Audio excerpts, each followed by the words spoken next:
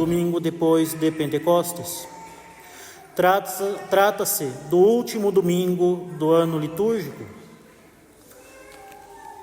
Próximo domingo já será o primeiro domingo do Advento. E começará então a nossa preparação para o Natal e terá início um novo ciclo litúrgico, um novo ano litúrgico. Então, neste domingo, que é o último do ano litúrgico, a Santa Romana Igreja traz à nossa contemplação o fim dos tempos. Isto para nos recordar que, assim como o ano litúrgico teve início, dezembro do ano passado, com o Advento, e tem hoje a sua conclusão, também o mundo teve um começo com a criação, e este mundo, como o conhecemos, terá um fim.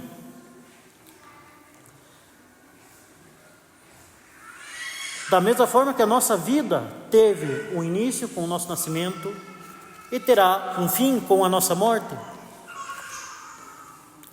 Morte esta que para nós é aquilo que há de mais certo e mais incerto. Certamente todos nós morreremos, certamente nossa vida terá fim, e isso, quando ocorrerá, nós não sabemos. Pode ser após uma longa doença, de forma um pouco mais previsível, ou pode ser de forma completamente inesperada. Quem sabe, voltando para casa após esta Santa Missa. Mas o próprio mundo foi criado por Deus e o próprio mundo terá um fim. Ou para ser mais preciso, este mundo será transformado quando houver o fim dos tempos e quando justamente nosso Senhor retornar em glória e majestade para o julgamento final, para o juízo final, em que o nosso corpo terá o mesmo destino que teve a nossa alma após o nosso juízo particular. Meus caros, as Sagradas Escrituras ensinam que foi através da obra do demônio, tentando nossos primeiros pais, que o pecado e a morte entraram no mundo. Foi por instigação do demônio que os nossos primeiros pais pecaram contra Deus, e por causa do seu pecado, toda a criação aqui na terra ficou sujeita ao pecado, à vaidade e à morte. Justamente com o pecado de nossos primeiros pais, toda a criação ficou desordenada.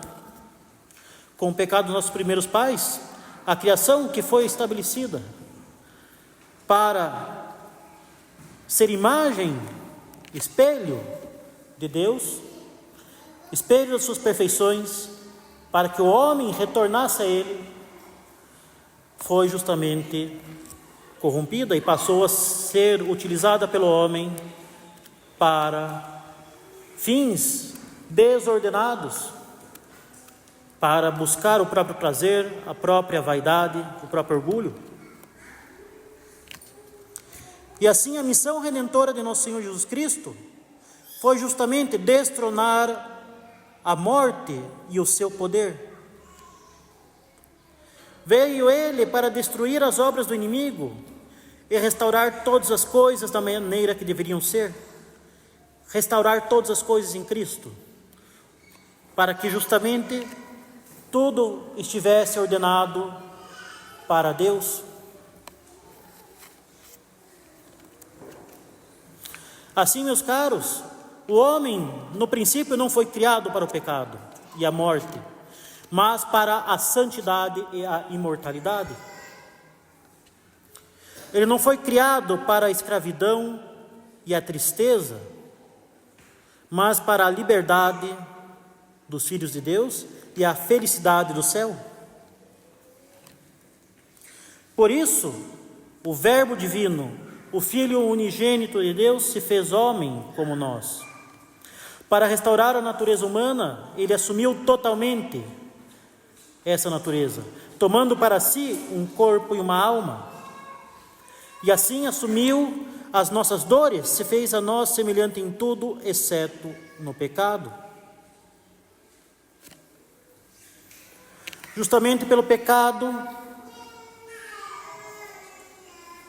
ocorreu a morte da alma de nossos primeiros pais. A graça, que era a vida da alma deles, foi perdida. E é justamente para destronar a morte que passou a reinar com o pecado original que nosso Senhor veio a nós. Mas devemos entender que esta obra da restauração do homem e de toda a criação que nosso Senhor veio realizar acontece em dois momentos, em duas fases distintas. Primeiramente ele vence o pecado e depois ele vence a morte. Vejamos então, meus caros, essa obra da restauração da criação que nosso Senhor veio realizar. Em um primeiro momento temos a restauração das nossas almas, a nossa redenção.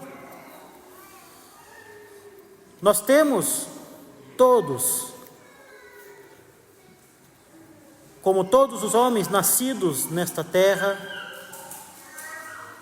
o pecado original. Todos nós nascemos com o pecado original. Nascemos privados da graça de Deus, que é justamente a vida da alma. Nascemos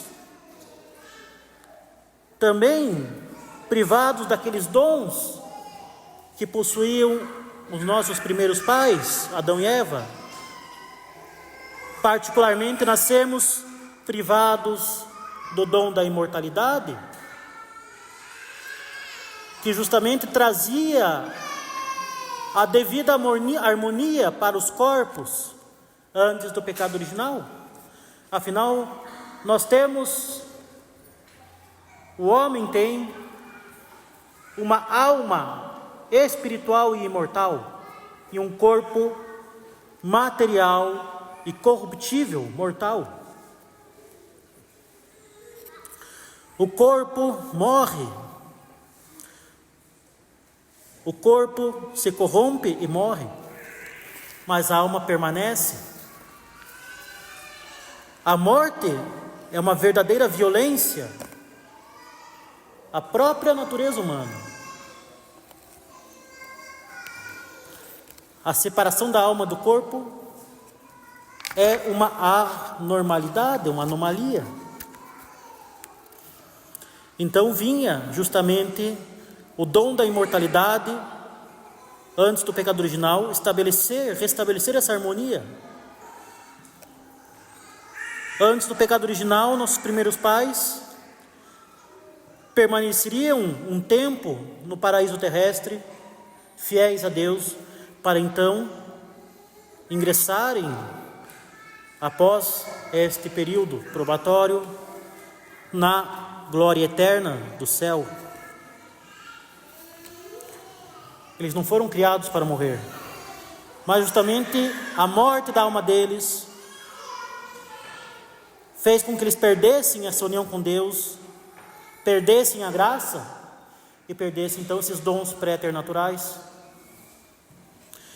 E passaram ainda a portar as chagas desse pecado, as chagas do pecado original, que nós bem conhecemos do nosso catecismo: a facilidade em fazer o mal, a dificuldade em fazer o bem, a dificuldade em conhecer a verdade e, por fim, a concupiscência, a inclinação aos prazeres sensíveis desordenados.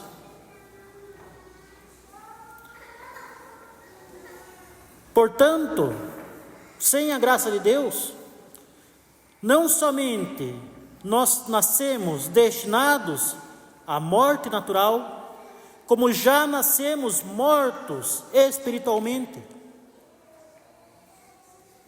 Já nascemos mortos em nossa alma, escravos do demônio,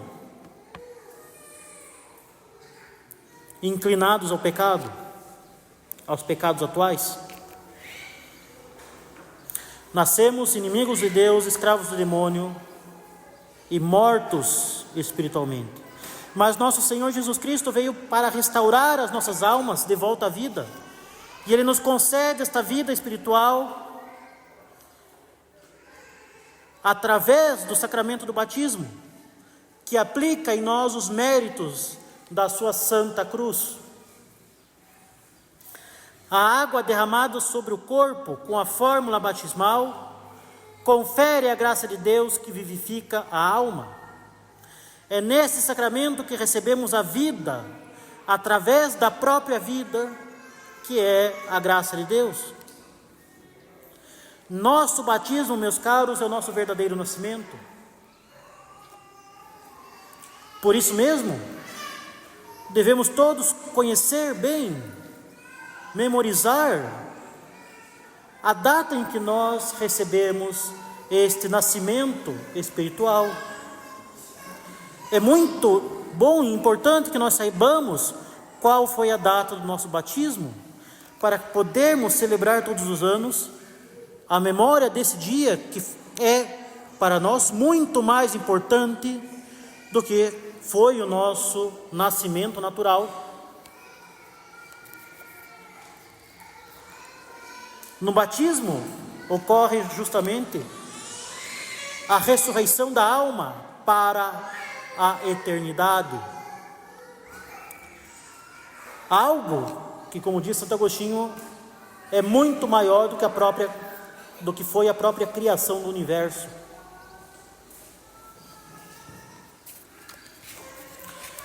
Mas justamente,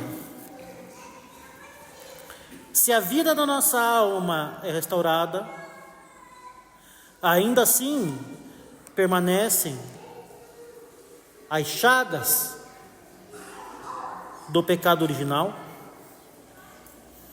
de forma que nós deveremos continuar a combater essa inclinação para o mal, deveremos continuar a nos esforçar para fazer o bem, que é penoso, devemos continuar nos esforçando para conhecer cada vez mais perfeitamente a verdade, e deveremos continuar combatendo a inclinação da nossa carne para os prazeres desordenados. E ainda, justamente, aqueles dons preternaturais que não eram devidos à nossa natureza, não vão ser restaurados. Nós continuaremos destinados à morte. A nossa vida terá fim. E até justamente o fim da nossa vida deveremos batalhar todos os dias para preservar este dom imenso que é a vida da graça em nossas almas. Temos um tesouro que nós devemos preservar, porque esse tesouro, que é a graça, justamente decidirá a nossa eternidade. E eis, meus caros, que nessa batalha cotidiana que nós travamos contra os inimigos de nossa alma, nós sabemos muito bem que nós nos machucaremos, ou às vezes poderemos até cair sem vida no campo de batalha, pelo maior mal que pode ocorrer para nós, que é o pecado mortal. Por isso mesmo que, conhecendo a nossa fraqueza, nosso Senhor Jesus Cristo, em sua misericórdia, instituiu um sacramento capaz de restaurar a vida espiritual daqueles que a perderam pelo pecado grave cometido após o batismo. Tratamos aqui da confissão, de forma que esses dois sacramentos, o batismo e a confissão, são justamente chamados de sacramentos dos mortos. E isso porque através deles, nosso Senhor Jesus Cristo traz de volta a vida aqueles que estão espiritualmente mortos, e isto por infusão da graça de Deus, após a devida acusação de todos os pecados mortais, dos quais nos lembramos após o exame de consciência ao sacerdote que possui a jurisdição para nos absolver. Claro que, além disso, todos os outros sacramentos nos ajudam a crescer na vida espiritual, nos ajudam a ter um aumento da graça santificante e a ter graças espirituais para que nós possamos combater as tentações e as más inclinações e os demônios que nos tentam em todos os momentos da nossa vida. Assim, meus caros, a primeira fase da restauração operada por nosso Senhor é justamente a redenção de nossas almas através do poder da graça de Deus. E se morrermos em estado de graça, e somente se nós morrermos em estado de graça, nós seremos salvos, mesmo que tenhamos que passar por alguma purificação no purgatório antes de entrar no céu. Mas se morrermos em estado de graça, meus caros, nós estaremos salvos. E é assim que nosso Senhor destrói o primeiro inimigo através do poder da sua graça, justamente nos permitindo morrer unidos a Ele, morrendo santamente. Agora o segundo inimigo a ser destruído é a morte, e ela pertence à segunda fase dessa obra da restauração da criação, que nós podemos chamar de redenção dos nossos corpos. Mas, diferentemente da primeira fase, esta não ocorrerá aqui e agora, mas somente no fim dos tempos. Nós receberemos a redenção dos nossos corpos no juízo final. No último dia, em que a trombeta de Deus soará pelos seus anjos, e ocorrerá a convocação de todos os homens, de todos os tempos, para comparecer diante do tribunal de nosso Senhor Jesus Cristo. Será aí a sua segunda vinda, uma vinda gloriosa, apoteótica, para julgar os vivos e os mortos. Para julgar os vivos, ou seja, aqueles que estarão vivos no momento da segunda vinda de nosso Senhor, e os mortos, aqueles que morreram antes de sua segunda vinda. E nesse momento todos os homens estarão presentes em corpo e alma para o julgamento final de nosso Senhor Jesus Cristo. Quem ainda estará vivo, como diz São Paulo, será transformado. Seus corpos, até então mortais, receberão a imortalidade. E aqueles que morreram antes desse dia experimentarão a ressurreição, quando cada alma se reunirá com o seu corpo. Corpo este que, após a ressurreição, será então um corpo imortal. Mas, atenção, imortalidade aqui não significa a vida eterna.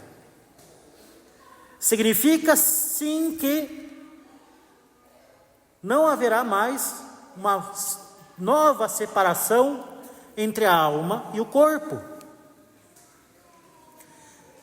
Esta imortalidade que será recebida por todos os homens no juízo final, será a capacidade do corpo de compartilhar para sempre a recompensa ou o castigo que a alma recebeu imediatamente após a nossa morte, no nosso juízo particular.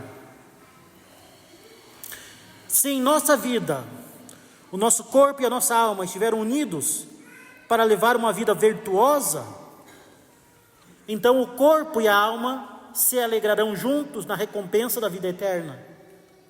Mas se o corpo e a alma estiveram unidos para levar uma vida de pecado,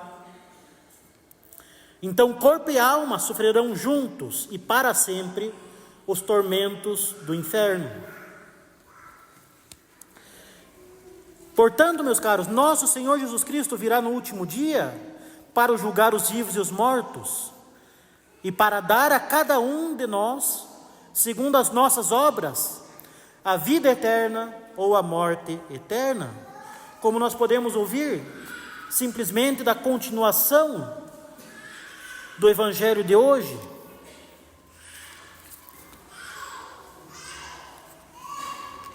Nós lemos justamente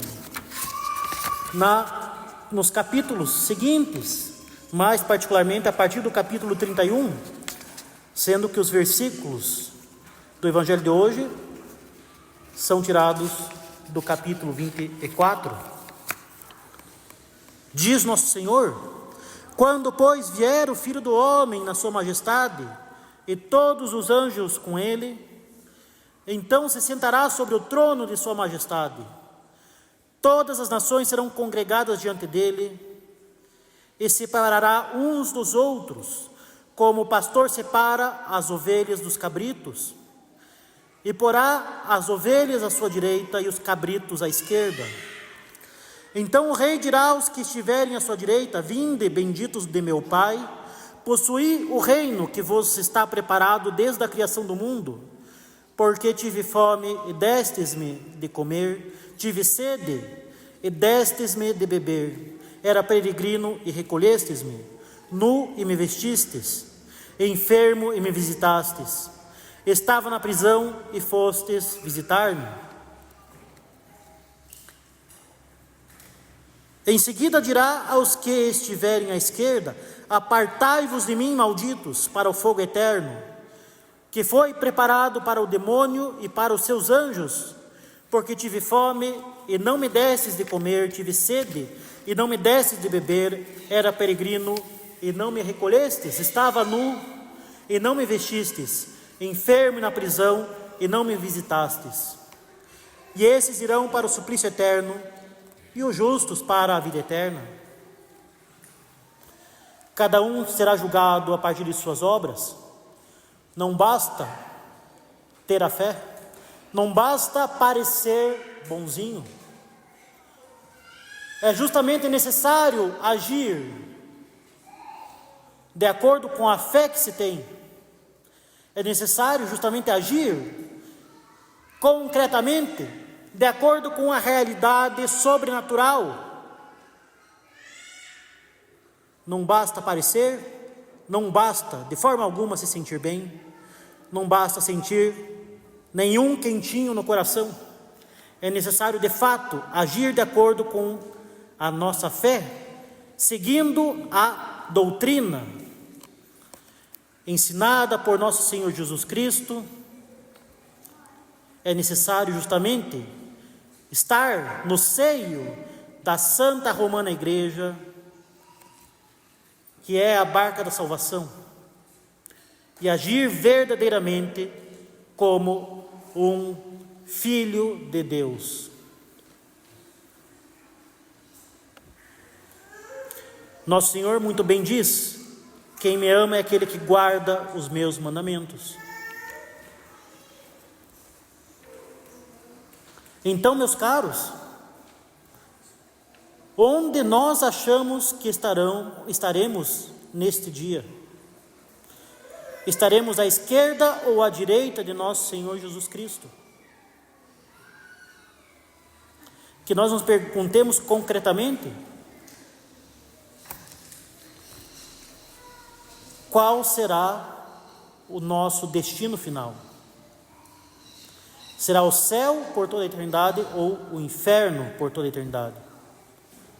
E basta que nós analisemos qual é o estado da nossa consciência neste exato instante. Acaso a minha consciência me acusa de algum pecado grave? Acaso a minha consciência teme não estar em estado de graça? Porque justamente é de acordo com o momento presente, esse exato instante, que pode ser o nosso último instante, que será determinado de que lado nós estaremos no juízo final. Nós precisamos pensar, não somente agora que o Padre nos instiga, mas todos os dias: estou à direita ou à esquerda de nosso Senhor Jesus Cristo? Se eu morresse agora, estaria seguro de estar unido a Deus? Ou temo, diante da minha consciência, estar na inimizade com Deus, estar unido justamente ao inferno e não ao céu? Nós precisamos ter uma clara consciência que a nossa vida, as nossas ações, o momento presente decidirá o nosso destino eterno, porque está escrito que o nosso Senhor nos julgará de acordo com as nossas obras. Portanto, se nós queremos ir para o céu, precisamos nos esforçar para levar uma vida santa aqui e agora, não amanhã, nem depois de amanhã, agora. Agora que nós podemos, se nossa consciência nos acusa, ou se a nossa consciência teme, é agora que nós podemos ir ao confessionário e restaurar a vida da graça em nós. É agora que nós podemos recobrar a nossa união com Deus. É agora, enquanto nós estamos vivos, que nós podemos fazer verdadeiramente alguma coisa pela nossa eternidade. É agora que eu posso confessar o meu pecado para o sacerdote, em segredo, para receber a absolvição, para agradar a Deus, porque é isso que Deus quer, que nós recorramos a Ele para Ele nos dar a sua graça.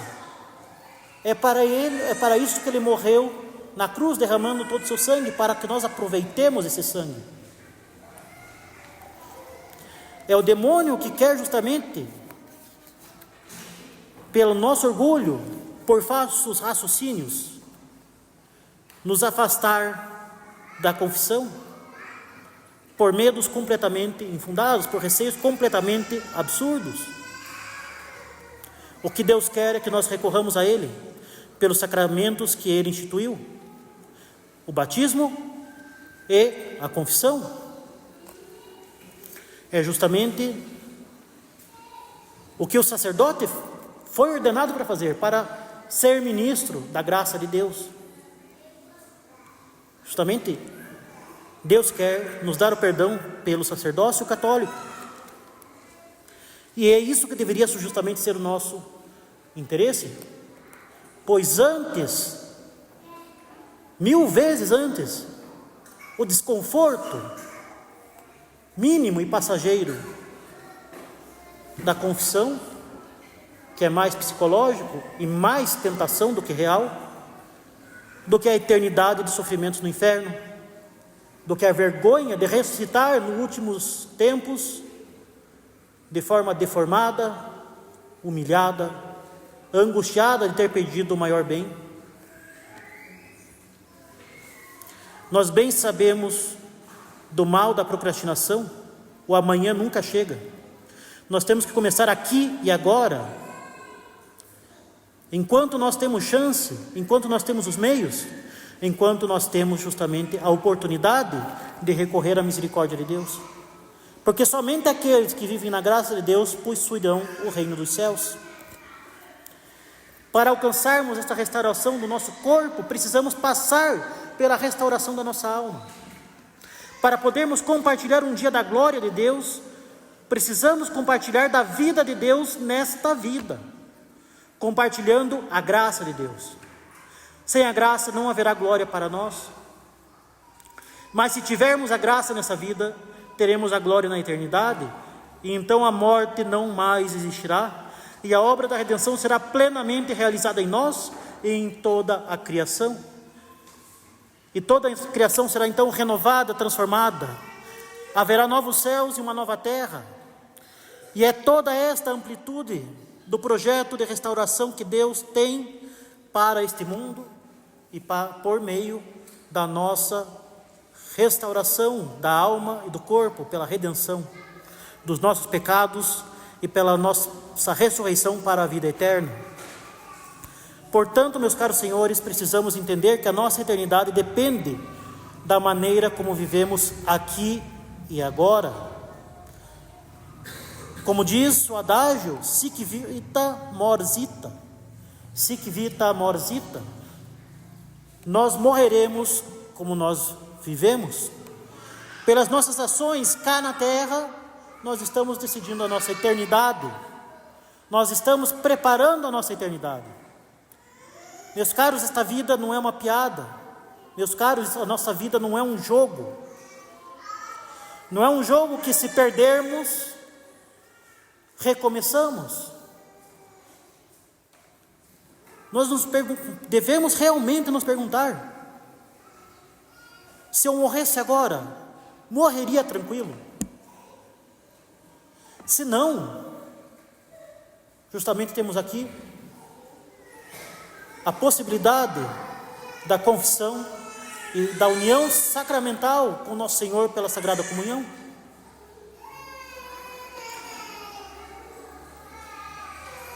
O que esperar? Não há nada a esperar.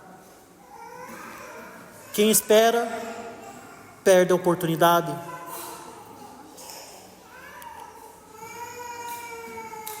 Temos apenas uma vida, e em um instante imprevisível e inesperado, tudo estará decidido.